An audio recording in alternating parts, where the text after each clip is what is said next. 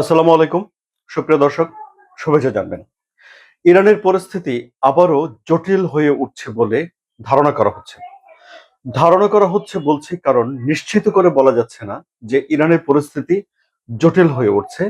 আবার নিশ্চিত করে বলা যাচ্ছে না যে ইরান একটা শান্তির পরিবেশ বা একটা চুক্তি হতে যাচ্ছে। মানে পুরো বিষয়টি ঘোলাটে হয়ে উঠছে। কেন?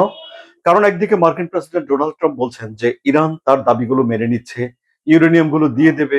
যুক্তরাষ্ট্র এসে ভারী ভারী মেশিন ব্যবহার করে মাটির নিচে থেকে ইউরেনিয়াম তুলে নিয়ে চলে যাবে।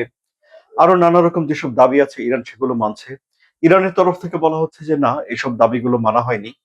আবার ধরুন, একটা বৈঠকের কাছাকাছি এমনকি মার্কিন প্রেসিডেন্ট ডোনাল্ড ট্রাম্প পর্যন্ত সিগনেচার করার জন্য পাকিস্তানে চলে আসতে পারেন দ্বিতীয় দফায় বৈঠক করার জন্য। কিন্তু এখন ইরানের যে তাসনিম নিউজ রয়েছে, আধা সরকারি বার্তা সংস্থা, সেখানে অজ্ঞাতনামা কর্মকর্তাদের বরাত দিয়ে বলা হয়েছে যে ইরান যুক্তরাষ্ট্রকে তাদের মধ্যস্থতাকারী যারা রয়েছে তাদের মাধ্যমে জানিয়ে দিয়েছে যে এখনো পর্যন্ত ইরান দ্বিতীয় দফায় বৈঠকে বসার জন্য কোন রকম সম্মতি দেয়নি। অর্থাৎ পাকিস্তানে গিয়ে যে দ্বিতীয় দফা ইরান বৈঠক করবে এ ব্যাপারে ইরান এখনো সম্মতি হয়নি। ইরান বলছে যে যুক্তরাষ্ট্র অতিরিক্ত দাবি পেশ করছে, মানে বেশি বেশি চাইছে, যেগুলো আসলে যুক্তিসঙ্গতভাবে ইরান দিতে পারে না বলে ইরান মনে করে। এই পরিস্থিতিতে আলোচনার নামে সময় নষ্ট করার কোনো মানে দেখে না ইরান, সে প্রতিবেদনে এটি বলা হয়েছে। এখন ধরুন যে তাসনিম নিউজ এজেন্সি এটা ক্রেডিবল, কারণ হলো যে ইরানের ইসলামী বিপ্লবী রক্ষী বাহিনীর সঙ্গে এই বার্তা সংস্থাটির ভালো সম্পর্ক রয়েছে। সেই ক্ষেত্রে এই নিউজ এজেন্সির খবরের উপরে মানুষ আস্থা রাখে। আবার ধরুন, এই খবরটি প্রকাশ করা হয়েছে কারোর নাম মেনশন না করে। অর্থাৎ কোনো একজন কর্মকর্তাকে তো এটা বলতে হবে, হয় তাদের স্পিকার গালিবাফ বলবেন, কিংবা পররাষ্ট্রমন্ত্রী আব্বাস আরাকচি বলবেন, কিংবা পররাষ্ট্র মন্ত্রণালয়ের মুখপাত্র ইসমাইল বাঘেই বলবেন। এরকম কারোর নাম দিয়ে খবরটি দেওয়া হয়নি, কিন্তু তারপরেও এটা একটা অনিশ্চয়তা প্রকাশ করে। আবার এমনও হতে পারে যে ভেতরে ভেতরে তাদের ভেতরে দারুণ কূটনৈতিক আলোচনা চলছে, যে আমরা সারপ্রাইজড হয়ে যাব, একটা বৈঠক অনুষ্ঠিত হবে এবং যুদ্ধবিরতি হয়ে যেতে পারে, এমনটাও হতে পারে।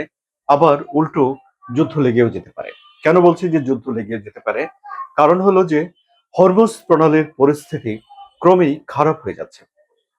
আল জাজিরা একটা খবর দিয়েছে, যে খবরটাতে বলা হয়েছে যে ব্রিটিশ সমুদ্র বিষয়ক একটি সংস্থা জানাচ্ছে যে দুটো তেলের ট্যাঙ্কারে গুলি করা হয়েছে হরমুজ প্রণালীতে। তারা ইরানের অনুমতি ছাড়াই এই হরমুজ প্রণালী পার হয়ে যাচ্ছিল এবং ইসলামী বিপ্লবী রক্ষী বাহিনীর দুটো গানবোট থেকে তাদেরকে গুলি করা হয়। জাহাজের তরফ থেকে বলা হয়েছে যে এই গুলিতে তাদের কোনো ক্ষয়ক্ষতি হয়নি, কিন্তু কোন রকম হুঁশিয়ারি বা সতর্কবার্তা যে তোমরা ভুল পথে চলে এসেছো, ফিরে যাও, এরকম কোনো কিছু ঘোষণা না দিয়েই গুলি চালিয়ে দেওয়া হয়েছে। এখন হরমুজ প্রণালীতে যদি জাহাজ আক্রান্ত হয় তাহলে সেখানে একটা ভীতি তৈরি হয়, যে ভীতি তৈরি হলে ব্রিটিশ যে বীমা কোম্পানিগুলো আছে তারা তেলের ট্যাঙ্কারে কোনো রকম বীমা দেয় না। এবং এই যে তেল পরিবহন, যা বিশ্বের 1/5 তেল পরিবহনকে নিয়ন্ত্রণ করে যে প্রণালী, সেই প্রণালী বন্ধ হয়ে গেলে বিশ্ববাজারে তেলের দাম বাড়তে থাকে এবং তেলের সাথে সম্পর্কিত অন্যান্য যে সকল ইন্ডাস্ট্রি গুলো আছে সবকিছুতে একটা নেগেটিভ ইম্প্যাক্ট পড়ে, ক্ষতিকর প্রভাব পড়ে এবং ব্যবসা বাণিজ্যের নেগেটিভ একটা এনভায়রনমেন্ট তৈরি হয়ে যায়। ফলে এই হরমুজ প্রণালী অত্যন্ত গুরুত্বপূর্ণ। এখন হরমুজ প্রণালীতে যা হচ্ছে তা যে কোনোভাবেই বলে না যে দুই দেশের ভিতরে সহসাই চুক্তি হয়ে যাবে। কারণ হরমুজ প্রণালী ইরান বলছে যে তারা বন্ধ করে দিয়েছে, কারণ যুক্তরাষ্ট্র ইরানের উপরে নৌ অবরোধ রেখেছে। যুক্তরাষ্ট্র বলছে যে নৌ অবরোধ থাকবে।